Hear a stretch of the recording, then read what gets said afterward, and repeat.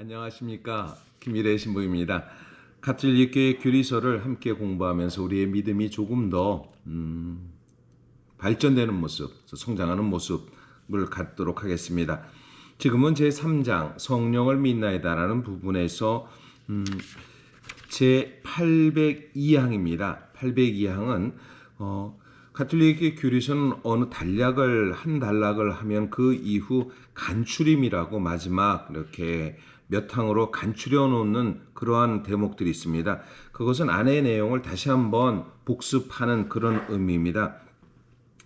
지금은 제3장 802항은 교회에 대한 부분을 간추려 놓습니다. 교회는 무엇이다 라고 했을 때 물론 교회는 건물에 대한 개념이 아니라는 것은 우리가 알고 있죠. 교회라는 개념은 어떻게 보면 하느님 백성이다. 즉 백성의 공동체, 사람들이 모여 있는 거죠. 건물이 아니라 그 건물 속에 모인 사람들이 중요하다. 그 모인 사람은 하느님 백성, 하느님을 아빠, 아버지로 모시고 그 분께서 주님이 되신 예수 그리스도를 우리 주인으로 받아들이면서 모인다 해서 하느님의 백성이라는 것을 제일 먼저 말합니다. 그리고 또 교회는 그리스도의 몸이다라는 것을 이야기합니다. 그리스도를 머리로 우리는 각 지체로서 있다라는 것을 이야기하는 것이죠. 각 지체로 있다는 것은 손으로서, 발로서, 여러 가지 기능을 각자 한다는 것.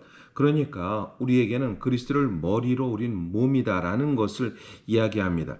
이 그리스도를 머리로 말한다고 이야기하면서 과거에는 교계의 제도를 그리스도의 머리이기 때문에 교회의 제도, 즉 주교님 또 신부님들이 머리의 역할이고 평신도는 사제들에서 하나의 피라미드의 구조다라고 얘기했던 것은 과거의 교회적인 이야기고요. 그런 것보다는 지금은 교회라는 것은 바로 그리스도를 머리로 각자 지체로 있다. 그것은 어떻게 보면 은사, 하느님의 선물로 받은 은혜로운 선물, 즉 카리스마의 역할로 그리스도를 머리로 각 지체라는 것을 이야기합니다. 그래서 또 한편 교회는 성령의 성전이다라는 이야기를 합니다. 즉 성령의 성전이 그 카리스마에 대한 설명이죠. 이러한 부분을 이렇게 하느님의 백성으로서 그리스도의 몸으로서 성령의 성전으로서의 교회라는 것을 이야기하는 부분입니다. 그럼 한번 간추림 내용을 한번 이렇게 보도록 하겠습니다. 802항입니다.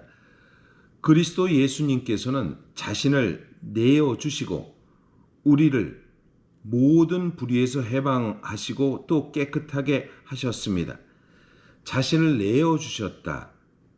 그리고 당신 자신이 우리를 위해서 모든 것에 어떻게 보면 대속하셨다. 희생 제물로 바치셨다. 디도서 2장 14절의 말씀입니다. 우리를 위해서 모든 것을 내어주신 분, 그러니까 우리 믿음이라고 말할 때는 바로 그리스도에 대한 믿음을 얘기하는 것이지요. 803항, 여러분은 선택된 결례고 임금의 사제단이며 거룩한 민족이고 그분의 소유가 된 백성입니다. 베드로 전서 2장 9절의 말씀입니다. 굉장히 우월적이죠. 여기서 선택됐다. 또 임금의 사제단이다. 또 거룩한 민족이다. 주님의 소유가 됐다. 라는 것은 우리 스스로 어떻게 보면 긍정적으로 우리를 이끌어준다. 라는 것입니다. 그러니까 굉장히 프라이드, 어떻게 보면 존귀함의 존재다. 내 자신이 하느님의 백성으로서 또 한편 그리스도를 머리로 하고 우리는 각 지체로서 성령의 궁전으로서 어떻게 보면 우리는 프라이드를 어떻게 보면 자부심에 대한 부분을 얘기합니다. 우리는 믿음과 세례로서 하느님의 백성이 됩니다. 모든 사람은 하느님의 새로운 백성을 이루도록 불립니다. 이는 그리스도 안에서 사람들이 한 가족을 이루고 하느님의 한 백성을 이루도록 하는 것입니다. 하나님의 백성으로서 세로로서 우리는 하나님의 백성으로 불림을 받는다라는 것을 이야기하는 것이죠. 또 한편 교회는 그리스도의 몸이다라는 것은 바로 돌아가시고 부활하신 그리스도께서 성령을 통하여 그리고 성사들 특히 성체 성사 안에서 성령의 활동을 통하여 믿는 이들의 공동체를 당신 몸으로 만드시게 됩니다. 성체 성사를 통해서 그래서 우리가 그리스도의 몸 하면 우린 아멘이라고 말합니다.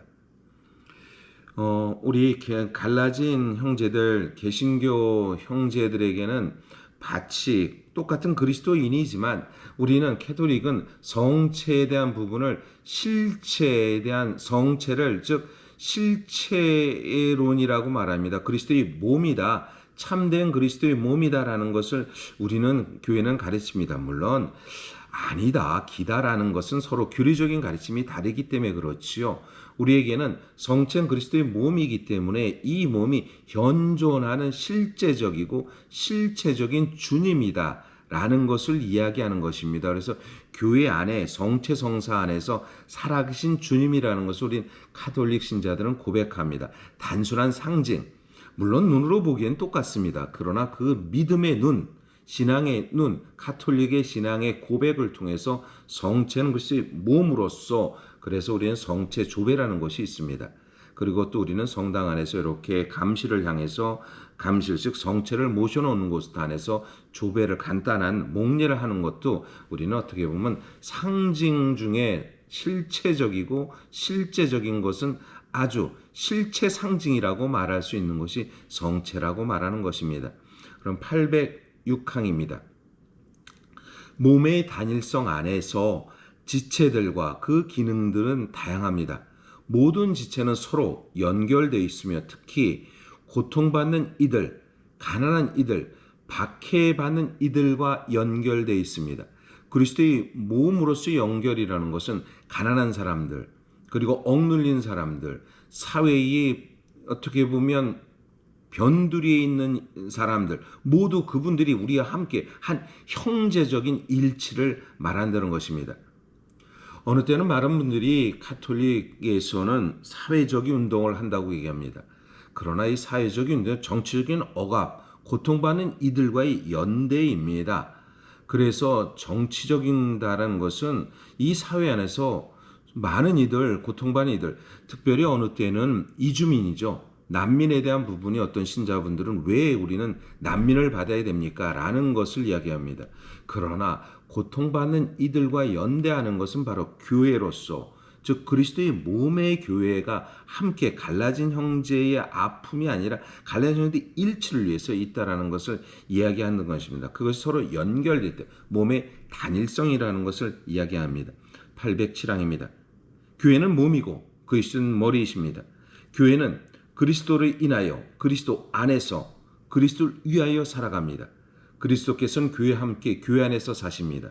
우리가 하는 행동은 다 사실 믿음 속에서 얻는 것은 바로 그리스도께서 그리스도 안에서 그리스도를 위하여 살아간다는 것을 이야기합니다.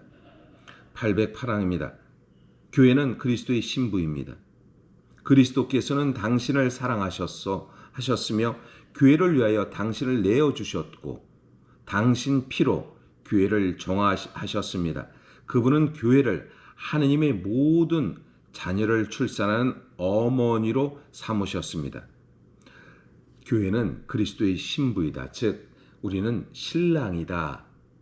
라는 것을 또 한편 볼 수 있죠. 그리스도의 신비다. 그리스도를 신랑으로 신부로서 있기 위해서는 어떤 때는 단장하고 모든 것을 보여주며 또 신부는 출산을 합니다. 어떻게 보면 우리 하느님의 자녀다라는 것은 바로 그리스도의 신부로서의 역할을 한다라는 것을 얘기합니다. 809항입니다. 교회는 성령의 궁전입니다. 성령께서는 신비체의 영혼과 같이 그 생명의 원리이며 다양성 안의 일치와 풍요로운 선물과 은사들의 근원입니다. 모든 이들 카리스마, 은총의 선물을 받았다. 성령은요, 우리 안에서 받아진 하느님의 선물입니다. 이것이 곧 바로 우리한테 하느님의 선물, 하나님의 선물, 즉 어떻게 보면 카리스마, 즉 은사의 선물이다라고 이렇게 말할 수 있죠. 이렇게 온 교회는 성부와 성자와 성령의 일체 안에 모인 백성으로서 나타납니다. 라고 어떻게 보면 찌뿌리아누스 교부, 찌뿌리아누스 주님의 기도 해설에서 얘기합니다. 성부와 성자와 성령의 일체에 모인 백성으로서 온 우리는 교회 공동체를 형성한다 라고 말할 수 있습니다. 네, 오늘도 주님 안에서 행복한 하루가 되시기를 바라겠습니다.